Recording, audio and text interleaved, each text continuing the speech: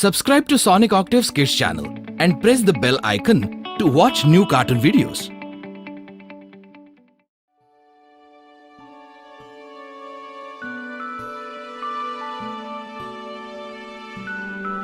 The name of the story is Rise Like a Kite. There was a town named Kolwad in the state of Gujarat in India. There lived a boy by name Ravi. His father was a very rich businessman of the town, and they lived in a huge mansion with the rooftop terrace. Ravi was the only son of their parents. Both the parents were very loving and kind, but they were not able to spend time with Ravi due to their hectic schedule. Due to his family's social status in the town, Ravi was not able to make a lot of friends. He would watch all other children playing in the ground from his terrace, but he could not join them and always spend time all by himself playing the electronic video games and gadgets that his parents brought for him. Makar Sankranti was around the corner, and the whole town was getting prepared for the Kite Festival. In Kolwad, Kite Festival had its own significance, and the whole town on the day of Makar Sankranti came out on the terraces and open grounds to fly their kites high in the sky. People enjoyed flying a lot of colorful kites of different shapes and sizes. On the day of Makar Sankranti, the whole sky would be full of kites, with some kites like the dragon, some like the octopus, some like the seahorse, and some like the robots. People also love to fly the sky lanterns at night on Makar Sankranti, which filled the dark night sky of Kolwad like the twinkling stars. Ravi was thrilled as usual as the festival of kites was coming closer. Every year, his father brought a lot of kites for Ravi. Although Ravi had to fly the kites all by himself, he was still happy as he got to do something different than the routine of playing the video games.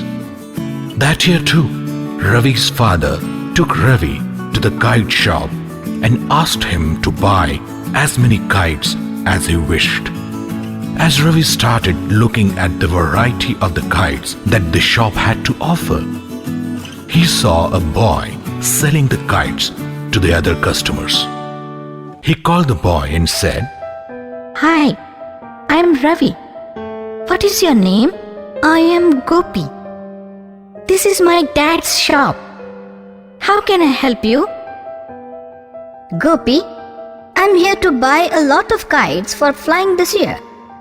Could you please help me select the best variety you have in your shop?" "Certainly, my friend," said Gopi.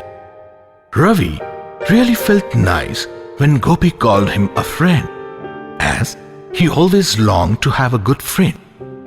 Their conversation continued. "You're so lucky, Gopi. You have so many kites that your dad makes. You must be really flying a lot of kites every year, I'm sure." Gopi's face became somber, and he replied with a heavy voice, "No, my friend Ravi. All these kites are only for selling. I don't get to fly any one of these.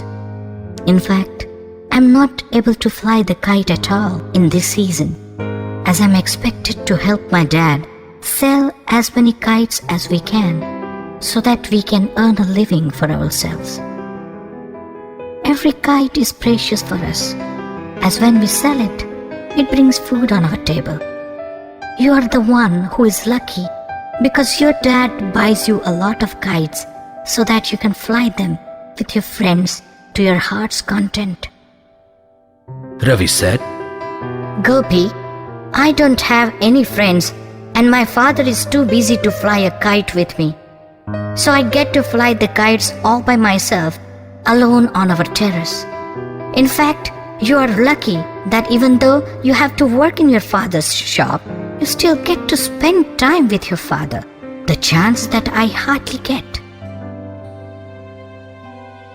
Both Gopi's father and Ravi's father were listening to this conversation from the distance. They both realized how both of their sons were sacrificing their small joys for accommodating their father's constraints.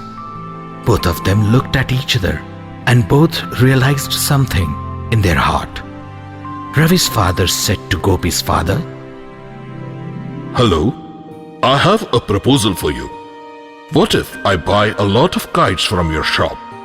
Would you release Gopi from selling the kites and let him come to our house so that he can fly the kites with my son? Gopi's father agreed to that proposal and let him go and play with Ravi instead of keeping him in the shop to sell the kites. Both Ravi and Gopi were very happy. Gopi was happy that he was going to get chance to fly kites during the kite festival after a long time. And Ravi was happy as well, as he was going to get a friend to fly the kites with this year. On the day of Makar Sankranti, as Gopi and Ravi were both about to fly the kites on Ravi's terrace, they saw both Gopi's and Ravi's father coming towards them. They were very puzzled to see both of them. As they came close, Ravi's father said, Ravi, Gopi, I have invited Gopi's family to join us today for Makar Sankranti festival. Both of your mothers are busy downstairs preparing for our lunch together. If you don't mind, can we join you to fly the kites as well? Ravi and Gopi could not ask for any more joy. Both of them rushed to their fathers and hugged them with love and gratitude.